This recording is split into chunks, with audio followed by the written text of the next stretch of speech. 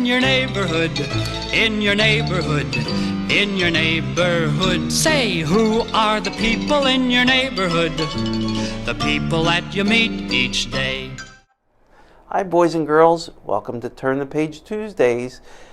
So now that it's almost time for bed, make sure that you take care of all of those bedtime routines. Parents, now's the time to pause your device for the children to be able to go ahead and do that.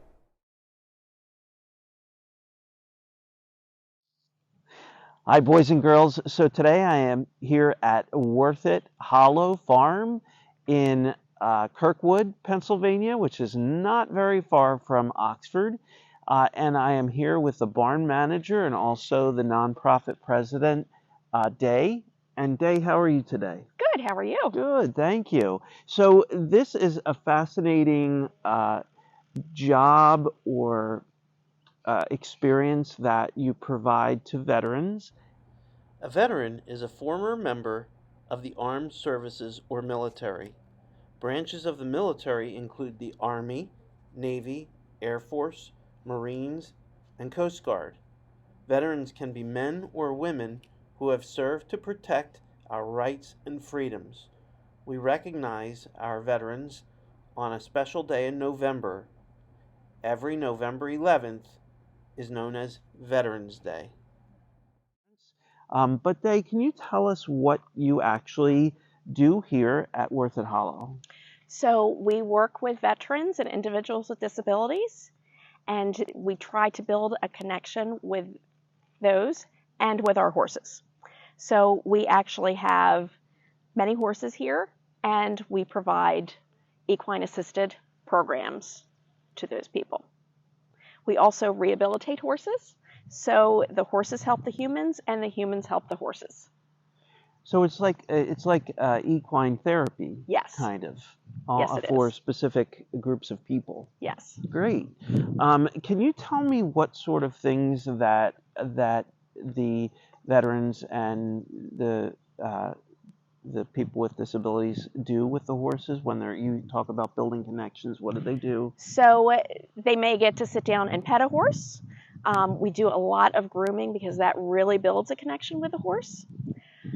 We may work on some groundworking and horsemanship skills. They'll help feeding the horses. And there's a lot of things that we do playing around with the horses as well. So Sarah Woerth is the owner. Do you know how she got started in this nonprofit organization?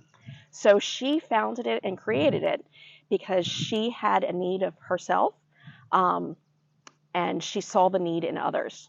So this is actually the farm that she grew up on. So she grew up with horses in her life.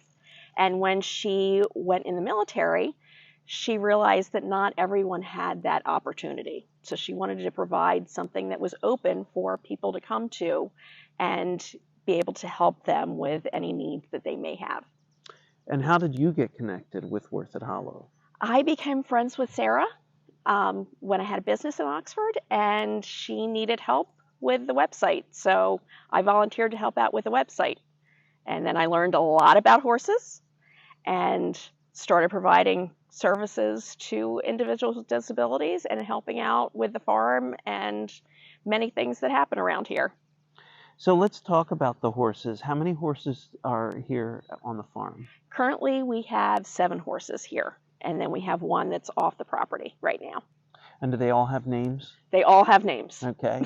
They all have nicknames too, I believe. And we will be meeting 2 brothers who are miniature horses, and they kind of stay together because, like people, horses form connections too. So they like to be together. That's how they kind of survive. Yes. Right? Yes, it is. And so maybe we'll meet them later. You tell us their names. You also have cats here. We do. We have several barn cats, but we also have 2 litters of kittens that we are fostering right now. Day, do you have to know how to read to do your job? Yes, I do have to know how to read. What sort of things do you have to read on to work here at Woerth Hollow? Well, we have, waiver contracts that people have to sign to be able to come onto the property, but we also have many needs for knowledge. So I am constantly reading, whether it's something that's on paper or something online. I'm constantly learning. And I imagine when you find out, like you were talking earlier about the two brothers, the two horse brothers, that have some illnesses, and I imagine you have to read up on those illnesses because they're similar to people's illnesses, but not necessarily the same. Yes, yes, I do. And to help them, I have read a lot on some of the things that have affected them so that I can make sure that if there's something here that we can do to help them, that we're going to do that. So, would you mind showing us around the farm a little bit? Sure. Great. And then Day is going to be reading a book for us today, probably about horses. Most Thank you. definitely.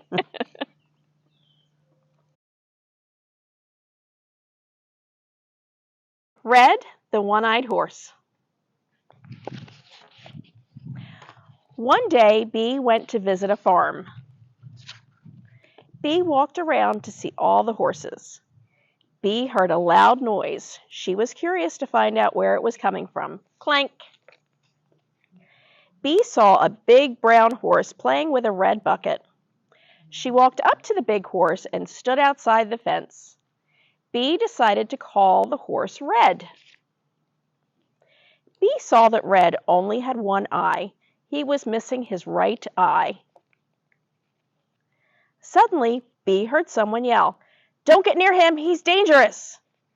Bee did not listen because Red was kind. She did not feel scared. Bee placed her hand on Red's nose. She started to pet him. Red was gentle and moved closer to her from behind the fence. Bee began to open the fence. From a distance, she hears someone yell, "He'll run out! Be careful, he's dangerous!" In her heart, Bee knew that Red was not dangerous. She did not feel scared because Red was kind. Bee opened the fence. Red stood still. He did not run. Bee walked closer toward Red. She stared into his big brown eye. Bee was not scared that Red only had one eye. She did not think of him as any different from the other horses. Red gently laid his head on Bee's shoulder and softly neighed. He was kind. The next morning, Bee went back to the farm. A boy was pointing and laughing at Red. He yelled out, "This horse only has one eye." Bee heard this and went up to the boy. Bee puts her box of hairbrushes on the ground. She said to the boy, "His name is Red. Red is kind and he is just like all the other horses." The boy says to Bee, "I think Red is scary. The other horses all look normal, but Red does not." She says to the boy, "Look at me and look at yourself. We look different, right?" The boy thinks about what Bee says. Bee continues to say, "I look one way and you look another, but am I scary to you?" The boy shakes his head. He says, "No, you are not scary at all. You look different, but I am not afraid of you." Bee takes the carrot from her pocket and feeds it to Red. She says to the boy, "Even though Red only has one eye, he is kind to me and I am kind to him." Bee opens the gate and walks in. She gets on the stool and begins to brush Red. The boy watches as Bee cares for Red. The boy grabs a brush from the box. Seeing that Red is not so scary anymore, he walks in. The boy says to Bee, "Here, let me help you. I think Red likes to be cleaned." Red was happy. He loved the attention. Red shakes and his tail knocks Bee's brush from her hand. Together they both say, "Red, nay." The end.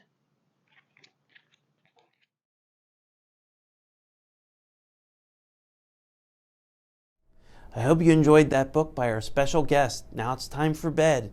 Good night, everyone. We'll see you in the morning.